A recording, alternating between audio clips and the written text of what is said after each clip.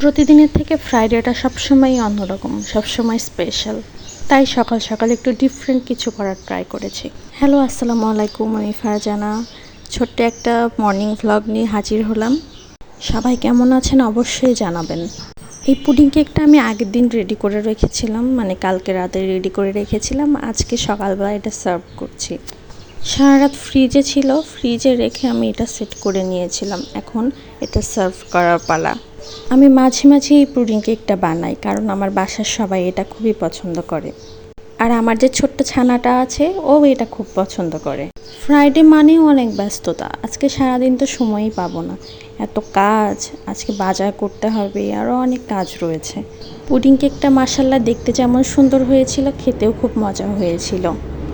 খাবার আগে তো একটু ফটোশ্যুট করতেই হয়, না হলে কি করে চলবে।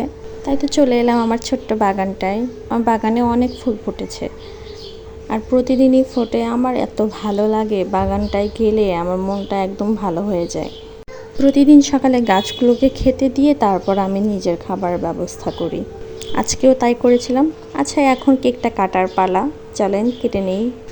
কেকটা এত সফট হয়েছিল, অনেক মজা হয়েছিল। আসলে আমার পুডিংটা একটু কম হয়ে গিয়েছিল, আর কেকটা বেশি বড় হয়ে গিয়েছিল। পুডিংয়ের মিশ্রণটা একটু কম করে নিয়েছিলাম আমি। যাই হোক, দেখিয়ে বোঝা যাচ্ছে কতটা মজা হয়েছিল, আপনারা নিশ্চয়ই বুঝতে পারছেন।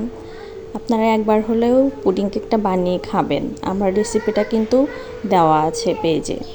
এটা বানানো খুবই সহজ। ওকে, সবাই ভালো থাকবেন। আজকের দিনটা আপনাদের অনেক ভালো কাটুক সেই কামনায়। আল্লাহ হাফেজ।